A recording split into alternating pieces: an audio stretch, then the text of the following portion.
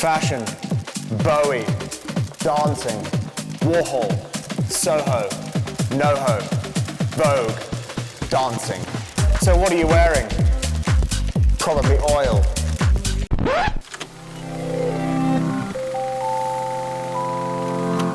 I'm Jay Lipman, this is The Day Before Tomorrow, and today, fashion.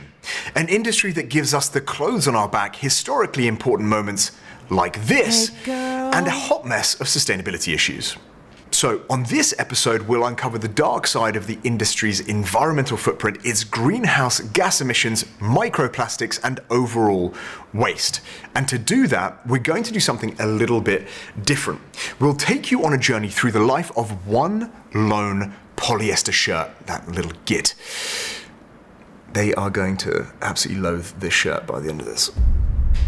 Yeah, mark my words. Marking it.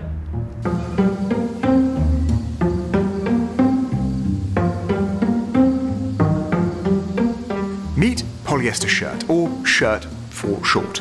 All right, the star of our story. Now, he looks nice and soft, right? But he's really full of lies.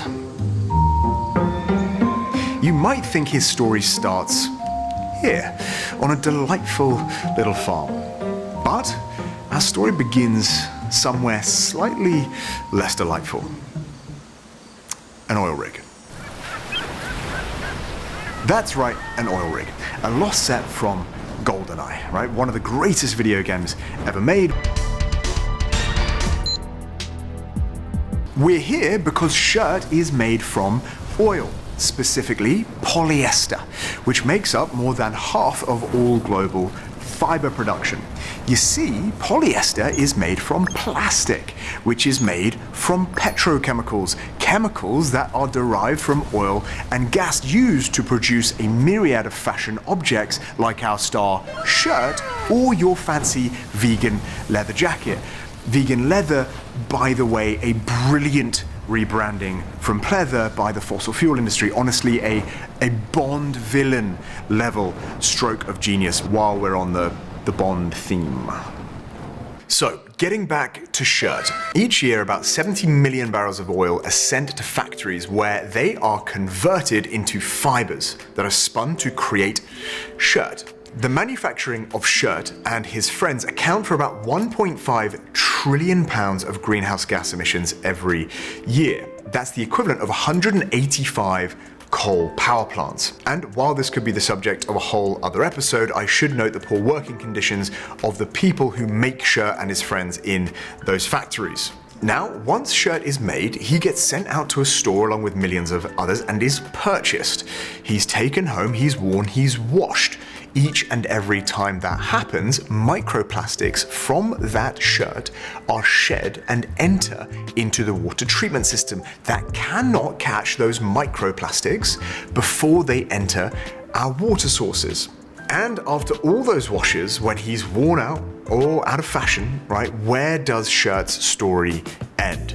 Well, of the clothes dropped off at collection points, only 1% actually gets recycled and made into new clothing. And if Shirt does get reused, then he'll continue to release microplastics as he continues to be worn and washed. Because recycled polyester is still polyester.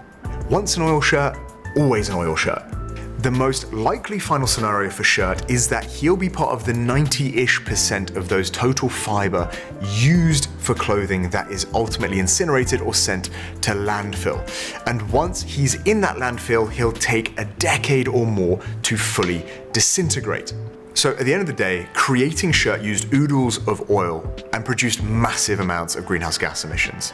Throughout his life, he released microplastics into the ocean until he likely ended up in a landfill where he stayed for longer than it takes for England to cast a new James Bond. It should be Henry Golding, my take. He'd be great. He would be great. Therefore, in conclusion, Shirt is a little bit of a git. Do you think they probably hate him by now? I think you got him. It's not his fault. So, what can be done about Shirt and the impact of the industry that created him? Well, ironically, we have to extend the life of Shirt. Today, the number of fashion cycles has increased from the traditional 4 seasons to 50 to 100 cycles every year. We're producing and consuming more clothing than ever before. We've gotten to a culture where it's okay to have single-use clothing. We need to move the fashion industry from this constant acceleration and shift, both producers and the culture as a whole, into valuing quality clothing that is built to last. I'm Jay Lipman. This has been Today Before Tomorrow. I'm Jay Lipman. This is The Day Before Tomorrow, and I will remain very unfashionable. Goodbye. Hey girl,